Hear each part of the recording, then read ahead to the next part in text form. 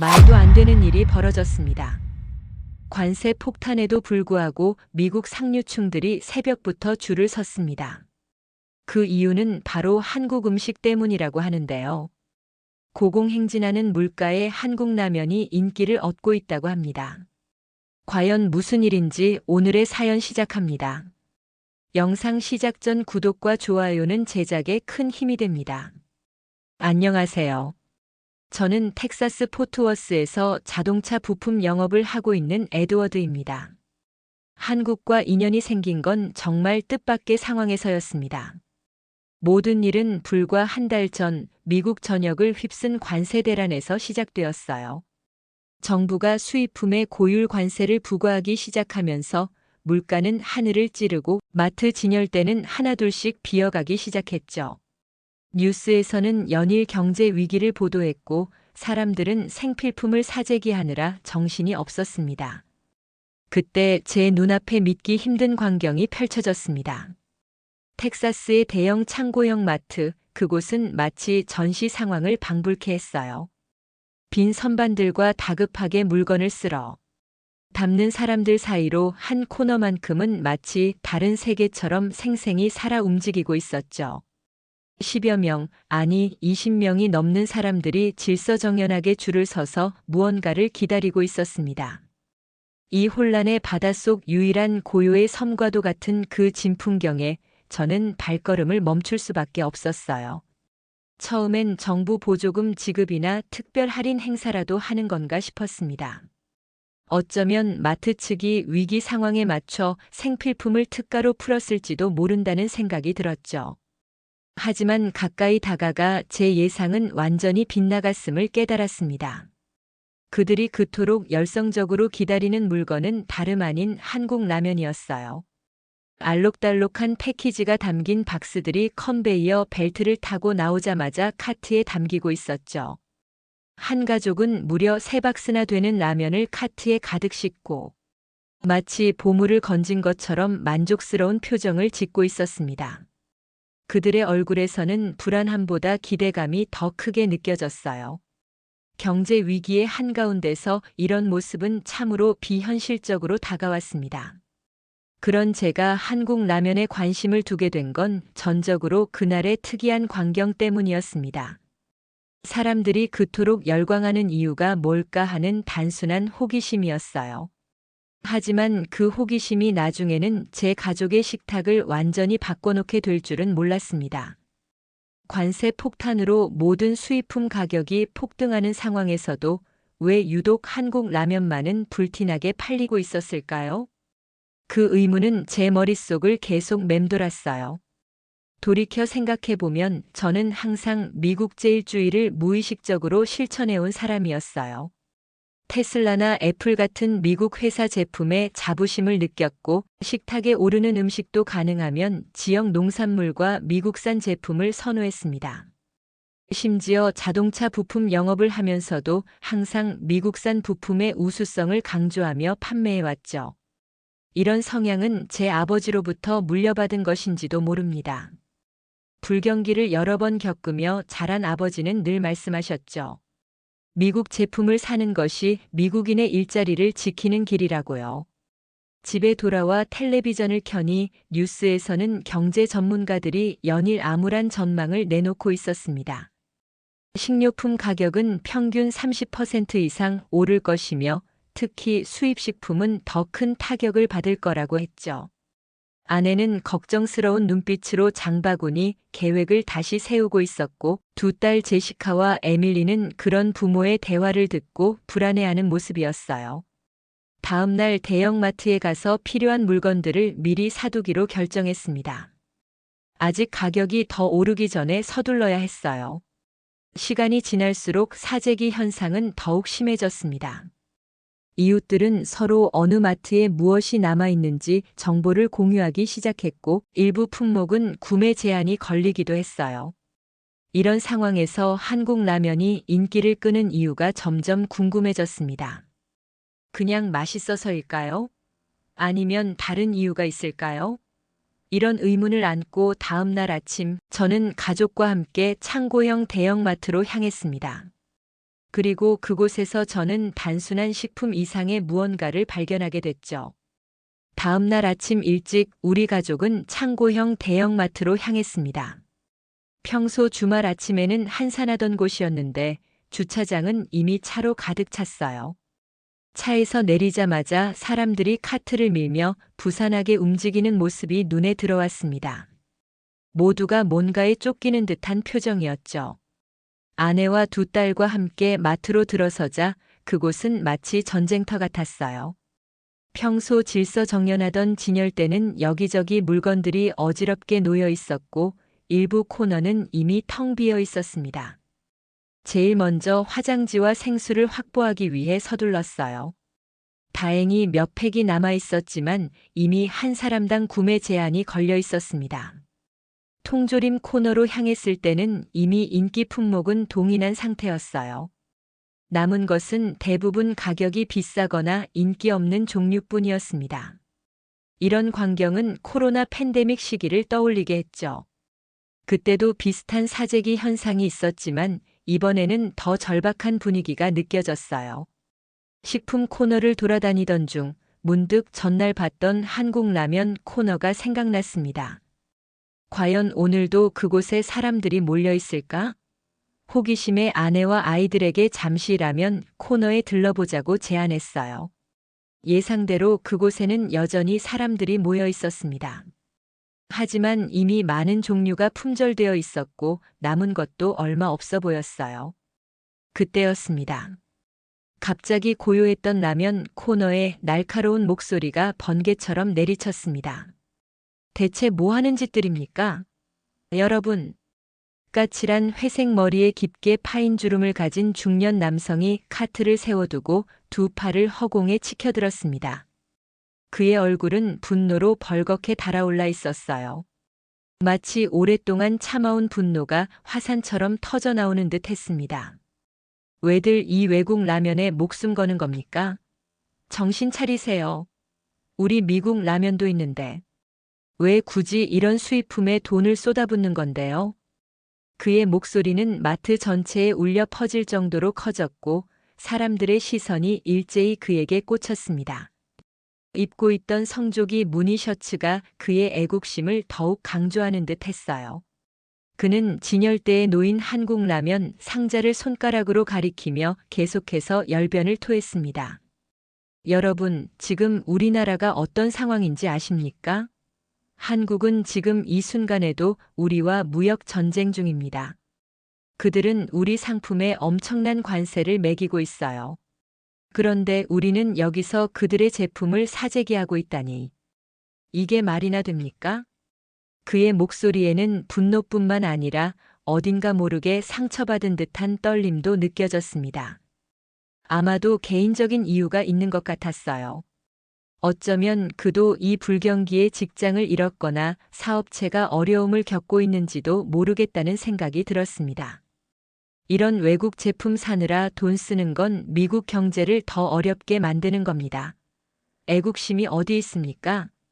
그의 연설이 길어질수록 주변의 공기는 점점 무거워졌습니다. 처음에는 호기심 어린 시선으로 지켜보던 사람들의 표정이 점차 불편함으로 바뀌었어요. 누군가는 쇼핑 카트를 슬며시 돌려 자리를 피했고 또 다른 사람들은 고개를 숙인 채 라면 패키지의 성분표를 유난히 집중해서 읽는 척했습니다. 마치 투명 인간이라도 된 것처럼 존재감을 지우려는 듯 했어요. 한 어머니는 어린 아이의 손을 잡고 서둘러 다른 코너로 향했고 몇몇 10대들은 키득거리며 휴대폰으로 그 상황을 몰래 촬영하기 시작했습니다. 마트 직원 한 명이 무전기를 들고 어디론가 연락하는 모습도 보였어요. 아마도 보안 담당자를 부르는 것 같았습니다. 그 남성은 이제 특정 사람들을 지목하기 시작했어요. 저기 당신, 그렇게 많이 사서 어디다 쓰려고요? 그 돈으로 미국산 통조림을 사는 게 어떻습니까? 그게 진짜 애국하는 길입니다. 그가 손가락으로 지목한 여성은 당황한 기색이 역력했습니다. 그녀의 얼굴이 순간 하얗게 변했고 아무 말도 못한 채 고개만 푹 숙였어요. 그녀의 카트에는 2박스의 라면이 담겨 있었는데 아마도 대가족을 위한 것 같았습니다. 그 모습을 보며 저는 묘한 감정이 들었어요. 한편으론 그 남성의 말이 완전히 틀린 것은 아니라는 생각도 스쳤습니다. 저 역시 미국산 제품을 선호해왔고 경제 위기 상황에서 수입품을 사재기하는 것이 과연 현명한 선택인지 의문이 들기도 했으니까요. 하지만 다른 한편으론 그의 접근 방식에 불편함을 느꼈습니다. 개인의 선택을 존중하지 않는 강압적인 태도가 거슬렸어요. 솔직히 그 순간 저도 갈등했습니다. 그 남성의 말이 일리 있게 들리기도 했거든요. 왜 굳이 수입 라면일까? 미국산 인스턴트 면도 많은데 말입니다. 게다가 관세로 인해 가격도 오르는 상황이었죠. 하지만 이렇게 많은 사람들이 한국 라면을 찾는 데는 분명 이유가 있을 거라는 생각도 들었어요. 그런 복잡한 생각들이 머릿속을 휘젓고 있을 때 갑자기 팔에 부드러운 감촉이 느껴졌습니다. 고개를 돌리니 아내 캐롤이 제 팔을 살짝 잡아당기고 있었어요. 평소 같았으면 왜? 라고 물었겠지만 아내의 눈빛이 묘하게 반짝이는 것을 보고 말문이 막혔습니다. 그녀의 손에는 알록달록한 패키지에 한국 라면이 들려 있었어요. 마치 비밀스러운 보물을 발견한 탐험가처럼 진지한 표정으로 제게 그것을 내밀었습니다. 에드워드, 이거. 아내는 주변을 둘러본 후 목소리를 낮췄습니다. 한번 시도해볼까? 새로운 경험이잖아. 그 순간 저는 10여 년 전 우리의 첫 데이트가 떠올랐어요. 그때도 캐롤은 이런 표정으로 제게 인도 레스토랑에 가자고 제안했었죠. 결국 그날 제 인생 처음으로 커리를 맛보게 되었고 그 선택이 나쁘지 않았다는 기억이 스쳐 지나갔습니다. 제시카와 에밀리도 어느새 우리 곁에 다가와 그 수수께끼 같은 라면 패키지를 구경하고 있었어요. 13살 제시카가 패키지 뒷면의 요리법을 집중해서 읽고 있는 동안 11살 에밀리는 라면 봉지를 흔들며 안에서 나는 소리에 키득거렸습니다. 와, 이거 진짜 매운맛이래. 도전해볼래? 제시카가 동생에게 속삭이자 에밀리는 눈을 동그랗게 뜨며 고개를 끄덕였어요. 아빠, 이거 맛있대요. 인터넷에서 본 적 있어요. 유명한 거래요. 에밀리가 마치 오래전부터 알고 있었다는 듯이 자신만만하게 말했습니다. 아이들의 호기심 어린 눈빛을 보니 문득 제 어린 시절이 떠올랐어요.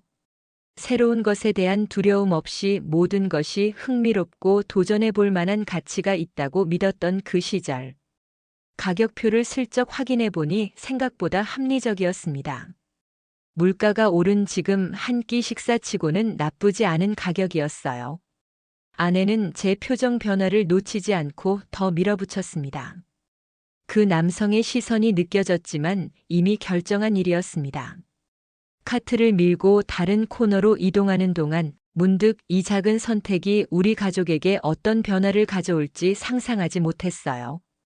단지 한번 시도해보는 호기심 정도로 생각했을 뿐인데 이것이 나중에는 우리 식탁의 풍경을 완전히 바꿔놓게 될 줄은 전혀 몰랐습니다. 그리고 그 과정에서 저 스스로에 대해 그리고 미국 사회의 변화에 대해서도 많은 것을 배우게 될 거라는 사실은 더더욱 예상하지 못했죠. 계산대로 향하는 길에 아내가 잠시 멈춰 섰습니다. 라면 코너 옆에 작은 시식 테이블이 설치되어 있었어요.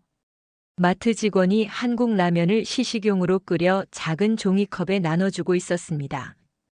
주변에는 이미 여러 사람들이 모여 있었고 젊은이들이 특히 많았어요. 아내는 우리도 한번 맛보자고 제안했습니다. 저는 내심 망설였지만 두 딸이 호기심 어린 눈으로 쳐다보는 모습에 결국 동의했어요. 4개의 작은 종이컵을 받아들고 우리 가족은 조심스럽게 맛을 보기 시작했습니다. 첫 맛은 생각보다 강렬했어요. 매운맛이 입안에 퍼지면서 순간 놀랐지만 이어지는 깊은 맛이 이상하게도 계속 먹고 싶게 만들었습니다. 두 딸은 처음에는 매워서 눈물을 글썽였지만 곧 또 먹고 싶다며 더 달라고 했어요. 아내도 예상 외로 긍정적인 반응을 보였습니다. 우리 옆에서는 젊은 여성 두 명이 매운맛에 감탄하며 이야기를 나누고 있었어요. 자기들이 먹어본 라면 중에 이렇게 맛있는 건 처음이라고 말하더군요. 다른 쪽에서는 중년 부부가 이 라면이 가성비가 정말 좋다고 이야기하고 있었습니다. 한 끼 식사로 충분하고 맛도 있으니 요즘 같은 물가 상승기에 최고의 선택이라는 말도 들렸어요. 시식을 마치고 계산대로 향하는 길에 문득 그 중년 남성의 말이 떠올랐습니다. 그가 비난했던 그 라면이 이렇게 많은 사람들에게 사랑받고 있다는 사실이 흥미로웠어요. 단순한 외국 제품이 아니라 이미 미국 사회에 깊숙이 파고든 문화적 현상처럼 느껴졌습니다. 아내는 이 라면이 단순히 맛있는 것을 넘어서 요리하기도 쉽고 한 끼 식사로도 충분하다는 점을 평가했어요. 계산을 마치고 주차장으로 나오면서 옆에서 들려오는 대화가 귀에 들어왔습니다. 한 여성이 친구에게 자기 아이들이 이제 한국 라면만 찾는다고 말하더군요. 처음에는 단순히 매운맛 때문에 좋아했는데 이제는 다양한 종류를 찾아 먹으며 한국 음식에도 관심을 갖기 시작했다고 했어요. 그 이야기를 들으며 우리 딸들도 그렇게 될지 궁금해졌습니다. 집으로 돌아오는 차 안에서 제시카와 에밀리는 방금 맛본 라면에 대해 계속 이야기했어요. 집에 와서 바로 끓여 먹자고 조르기까지 했습니다. 아내는 웃으며 저녁 식사로 해보겠다고 약속했어요. 그 순간 문득 이 작은 식품 하나가 우리 가족의 식탁에 가져올 변화를 예감했습니다. 지금까지 우리 가족은 전형적인 미국식 식단을 유지해 왔어요. 햄버거, 피자, 파스타 같은 서양 음식이 주를 이루었죠. 한국 음식은 물론이고 아시아 음식 자체가 우리 식탁에 오른 적이 거의 없었습니다. 하지만 그날 저녁 처음으로 우리 식탁에 한국 라면이 올랐을 때 뭔가 새로운 시작을 느꼈어요. 아내는 인터넷 검색을 통해 찾은 방법대로 계란과 파를 넣어 라면을 끓였습니다. 네 그릇의 라면을 식탁에 올리자 평소와는 다른 분위기가 감돌았어요. 딸들은 호기심 가득한 표정으로 젓가락 사용법을 물었고 저는 포크를 추천했지만 아내는 도전해보자며 일회용 젓가락을 꺼냈습니다. 서툴게 젓가락을 다루며 웃음이 가득했던 그 저녁 식사는 우리 가족에게 특별한 추억이 되었습니다. 처음 접하는 매운맛의 물을 연신 마시면서도 멈출 수 없는 깊은 맛에 우리는 모두 놀랐어요. 제시카와 에밀리는 입 주변이 빨개진 채로도 한 그릇을 뚝딱 비워냈습니다. 아내는 이런 간단한 음식이 이렇게 만족감을 줄 수 있다는 사실에 감탄했고 저 역시 편견을 깨는 경험이었습니다. 그날 밤 우리 가족의 식탁은 한국 라면으로 인해 작지만 의미 있는 변화를 맞이했어요. 그리고 이것은 단지 시작에 불과했습니다. 그로부터 며칠 후 생필품을 더 구매하기 위해 다시 대형마트를 찾았습니다. 이번에는 혼자 갔어요. 상황은 더욱 심각해져 있었습니다. 몇몇 코너는 완전히 비어 있었고 구매 제한이 더 강화되어 있었어요. 사람들의 표정도 더 긴장되어 보였습니다. 자연스럽게 발걸음은 한국 라면 코너로 향했어요. 이전보다 종류가 더 줄어 있었지만 아직 몇 가지는 남아 있었습니다. 라면 몇 봉지를 손에 들고 있는데 옆에서 한 여성이 다가왔어요. 30대 중반으로 보이는 그 여성은 지친 표정이었습니다. 그녀는 조심스럽게 제게 말을 걸었어요. 혹시 라면을 나눠줄 수 있겠냐고요. 그녀의 아이가 아파서 병원에 있었는데 유일하게 먹고 싶어 하는 게 한국 라면이라고 했습니다. 하지만 이 마트에 오기 전 이미 세 곳을 돌았는데 모두 품절이었다고 했어요. 그 여성의 이야기를 듣는 순간 제 두 딸이 생각났습니다. 만약 제 아이들이 아파서 뭔가를 간절히 원한다면 저도 그렇게 여러 마트를 돌아다니며 찾아다닐 것 같았어요.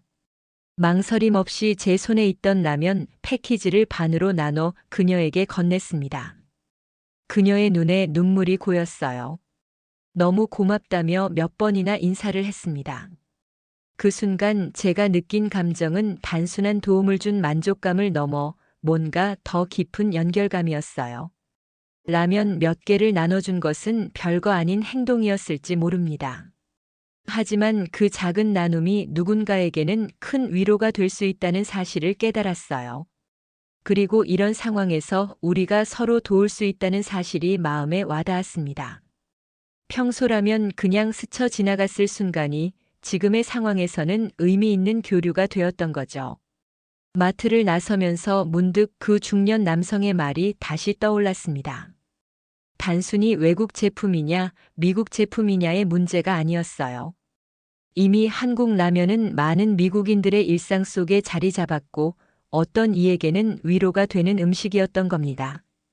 국적을 따지기보다 그 음식이 주는 가치와 의미가 더 중요하다는 생각이 들었어요. 집으로 돌아오는 길에 라디오에서는 계속해서 경제 위기에 관한 뉴스가 흘러나왔습니다. 물가 상승, 실업률 증가, 수입품 가격 폭등 등 암울한 전망뿐이었어요. 하지만 묘하게도 마음이 무겁지 않았습니다. 오히려 그날 마트에서 있었던 작은 교류가 가슴에 따뜻함으로 남아 있었어요. 어려운 시기일수록 작은 친절과 나눔이 더 큰 가치를 갖는다는 진리를 다시금 느꼈습니다.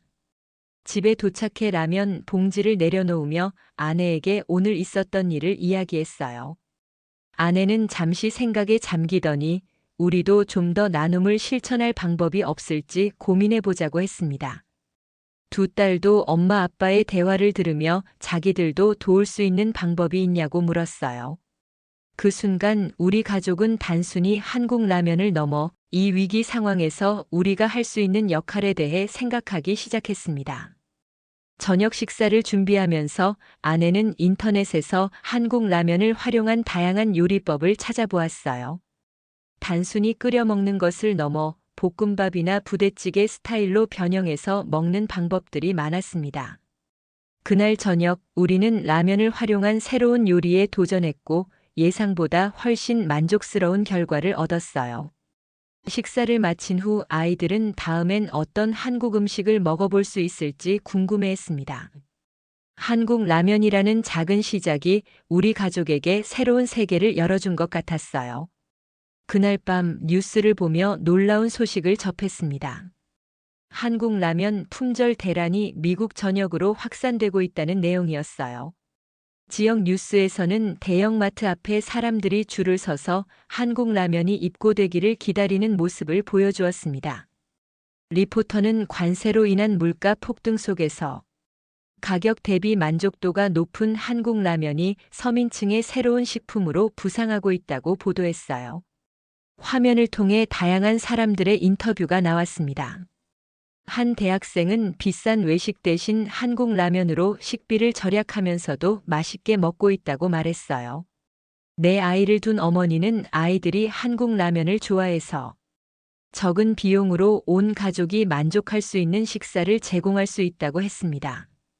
심지어 일부 고급 레스토랑 셰프도 한국 라면을 활용한 창의적인 요리를 메뉴에 추가했다는 소식도 있었어요. 뉴스를 보면서 이 현상이 단순한 유행이 아닌 것 같다는 생각이 들었습니다. 경제적 어려움이 가중되는 상황에서 한국 라면은 가성비 좋은 대안이 되어 주었고 그 과정에서 사람들은 새로운 맛과 문화를 접하게 된 것이죠. 저 역시 그런 흐름에 자연스럽게 합류한 셈이었어요. 뉴스가 끝난 후 휴대폰을 확인하니 사회관계망 서비스에서도 한국 라면에 관한 게시물들이 넘쳐났습니다. 사람들은 자신만의 라면 레시피를 공유하거나 어느 마트에 어떤 종류의 라면이 입고됐다는 정보를 나누고 있었어요. 심지어 일부 유명인들도 한국 라면 먹방 영상을 올리며 이 흐름에 동참하고 있었습니다. 특히 눈에 띄었던 건 한 게시물이었어요. 한 사람이 경제적으로 어려운 이웃을 위해 한국 라면을 기부하는 모습을 담은 사진이었습니다. 댓글에는 이런 나눔에 감동받았다는 반응과 함께 자신도 동참하겠다는 다짐들이 이어졌어요. 단순한 식품을 넘어 나눔과 연대의 상징이 되어가는 모습이 인상적이었습니다. 아내와 함께 이런 현상에 대해 이야기를 나누었어요. 아내는 위기 상황에서 사람들이 새로운 것을 받아들이는 속도가 빨라진다고 말했습니다. 평소라면 한국 음식에 관심을 갖지 않았을 사람들도 경제적 필요와 입소문을 통해 자연스럽게 한국 라면을 접하게 된 것이라고요. 그리고 일단 맛을 본 사람들은 그 매력에 빠져 계속 찾게 되는 것 같다고 말했어요. 다음 날 출근길에 라디오에서도 한국 라면에 관한 이야기가 나왔습니다. 경제 전문가가 출연해 흥미로운 분석을 내놓았어요. 그에 따르면 한국 라면은 단순한 식품을 넘어 일종의 문화 상품이 되어가고 있다고 했습니다.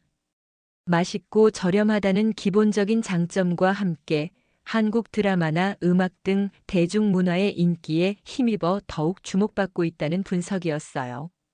출근에서도 이 주제는 계속됐습니다.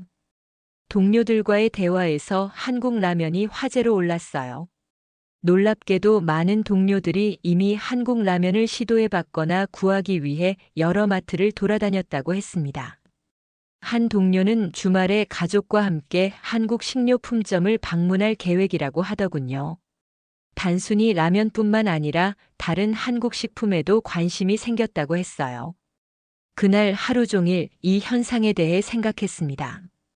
처음에는 단순히 가격 때문에 인기가 있다고 생각했는데 이제는 그 이상의 의미가 있다는 생각이 들었어요. 한국 라면은 경제적 대안을 넘어 사람들에게 새로운 맛과 문화를 경험하게 해주고 나아가 위기 상황에서 사람들을 연결해주는 매개체가 되고 있었습니다. 이런 생각을 하며 퇴근길에 한국 식료품점에 들러보기로 결정했어요. 주말, 우리 가족은 처음으로 한국 식료품점을 방문했습니다. 집에서 꽤 거리가 있었지만 아이들의 호기심과 아내의 열정에 이끌려 차를 몰았어요. 매장에 들어서자 낯선 향신료와 음식 냄새가 코끝을 자극했습니다. 진열대는 다양한 한국 식품들로 가득했고 특히 라면 코너는 우리가 대형마트에서 보았던 것보다 훨씬 다양한 종류로 채워져 있었어요. 제시카와 에밀리는 호기심 가득한 눈으로 매장을 돌아다녔습니다. 특히 다채로운 색상의 과자와 음료수 패키지에 매료된 모습이었어요. 아내는 스마트폰으로 각 제품의 리뷰와 요리법을 찾아보며 진지하게 쇼핑을 즐겼습니다. 저는 처음에는 약간 어색했지만 곧 이 새로운 경험을 즐기기 시작했어요. 매장 직원이 다가와 친절하게 제품들을 설명해 주었습니다. 그는 처음 한국 음식을 접하는 사람들을 위한 추천 제품들을 알려주었어요. 라면 외에도 김치, 고추장, 불고기 양념 등 기본적인 한국 식재료들을 소개했습니다. 특히 김치에 대해 설명할 때는 발효식품의 건강상 이점까지 자세히 알려주었어요.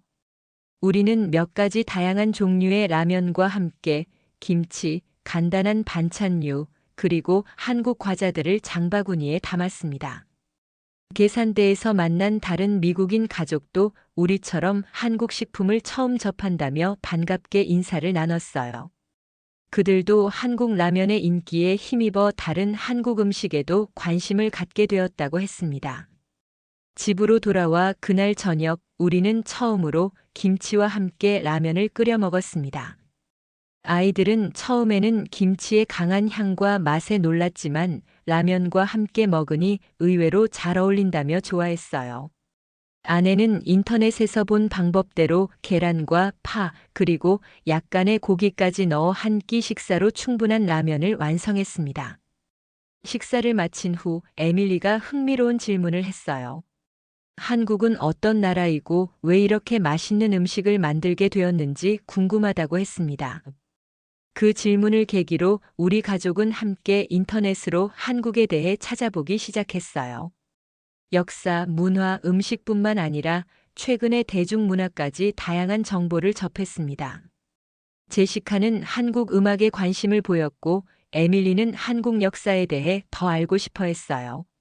아내는 한국 요리 영상을 찾아보며 다음에 도전해볼 요리를 고민했습니다. 저 역시 한국의 경제 발전 과정에 흥미를 느꼈어요. 전쟁의 폐허에서 짧은 기간에 경제 강국으로 성장한 과정이 인상적이었습니다. 그날 밤 저는 문득 우리 가족이 얼마나 빠르게 변화하고 있는지 깨달았어요. 불과 몇 주 전만 해도 한국 음식은 우리 식탁에 오른 적이 없었습니다. 한국 문화에 대해 특별히 관심을 가진 적도 없었고요. 그런데 지금은 온 가족이 함께 한국 음식을 즐기고 한국 문화에 대해 배우며 심지어 다음 휴가지로 한국을 고려해보자는 이야기까지 나오고 있었어요. 이런 변화가 단지 우리 가족만의 일은 아니라는 점도 흥미로웠습니다. 직장 동료들, 이웃들, 심지어 뉴스에서 보도되는 내용까지 미국 사회 전반에 한국 문화에 대한 관심이 커지고 있다는 느낌이 들었어요. 경제 위기라는 어려운 상황이 역설적으로 문화적 시야를 넓히는 계기가 된 것이었습니다. 다음 날 아침 제시카는 학교 발표 주제로 한국 문화를 선택했다고 말했어요. 에밀리는 한국어로 인사하는 법을 배웠다며 자랑스럽게 시범을 보였습니다. 아내는 주중에 한국 요리 클래스가 있는지 알아보겠다고 했어요. 이런 모습을 보며 저는 한국 라면이라는 작은 시작이 우리 가족에게 얼마나 큰 변화를 가져왔는지 다시 한번 놀랐습니다. 출근길 마트에 들러 간단한 물건을 사기로 했습니다. 여전히 사람들로 붐비는 마트에 들어서자 문득 첫 방문 때 만났던 그 중년 남성이 생각났어요. 그때 그가 한국 라면을 비난하며 사람들의 선택을 비웃던 모습이 떠올랐습니다. 그 이후로 그를 본 적이 없었는데 오늘따라 궁금해졌어요. 물건을 고르던 중 문득 라면 코너 쪽에서 익숙한 목소리가 들려왔습니다. 호기심에 그쪽으로 걸음을 옮기니 놀랍게도 그 중년 남성이 마트 직원에게 질문하고 있었어요. 매운 볶음면이 언제 입고될 예정인지 물어보는 내용이었습니다. 그런데 더 놀라운 것은 그의 태도였어요. 이전의 거만하고 공격적인 모습은 온데간데 없고 조심스럽고 간절한 표정이었습니다. 직원은 미안하다는 표정으로 품절 안내문을 보여주었고 언제 다시 입고될지 확실하지 않다고 말했어요. 그 남성의 어깨가 축 처지는 모습이 보였습니다. 그가 돌아서는 순간 우리의 시선이 마주쳤어요. 그는 저를 알아본 듯 했고 잠시 당황한 기색이 역력했습니다. 그러나 곧 약간 부끄러운 듯한 표정으로 가볍게 고개를 끄덕이고 지나갔어요. 그 순간 묘한 감정이 밀려왔습니다. 처음에는 일종의 승리감 같은 것이었어요. 그토록 비난하던 제품을 이제는 본인이 찾고 있다니 일종의 아이러니였죠. 하지만 곧 그런 감정은 사라지고 오히려 모두가 같은 상황에 처해 있다는 공감대가 느껴졌습니다. 결국 그도 이 경제 위기 속에서 살아가는 평범한 사람일 뿐이었어요. 사무실에 도착해서도 그 남성에 대한 생각이 이어졌습니다. 그가 왜 태도를 바꾸게 되었을까요? 아마도 주변 사람들의 영향이 컸을 겁니다. 또는 어쩌면 호기심에 한번 맛을 보고는 그 맛에 매료되었을 수도 있겠죠. 어떤 이유였든 그의 변화는 미국 사회 전반에 일어나고 있는 변화의 한 단면을 보여주는 것 같았어요. 그날 점심시간 동료들과 함께 사내 식당에서 식사를 하는데 한국 라면이 메뉴로 올라와 있었습니다. 셰프 특제 한국식 라면이라는 이름으로요. 당연히 많은 사람들이 그 메뉴를 선택했고 금세 품절되었어요. 동료 한 명이 농담처럼 말했습니다. 이제 미국인의 소울푸드가 햄버거에서 한국 라면으로 바뀌는 것 아니냐고요. 모두가 웃었지만 어쩌면 그 말이 완전히 틀린 것은 아니라는 생각이 들었습니다. 퇴근 후 집에 돌아오니 아내가 흥분한 목소리로 반겼어요. 오늘 참석한 지역 커뮤니티 모임에서 한국 음식 페스티벌을 계획 중이라고 했습니다. 경제 위기로 인해 활기를 잃은 지역 사회에 활력을 불어넣기 위한 행사였어요. 다양한 문화를 경험하며 서로의 어려움을 함께 나누자는 취지라고 했습니다. 아내는 그 행사에 우리 가족이 참여해보면 어떻겠냐고 제안했어요.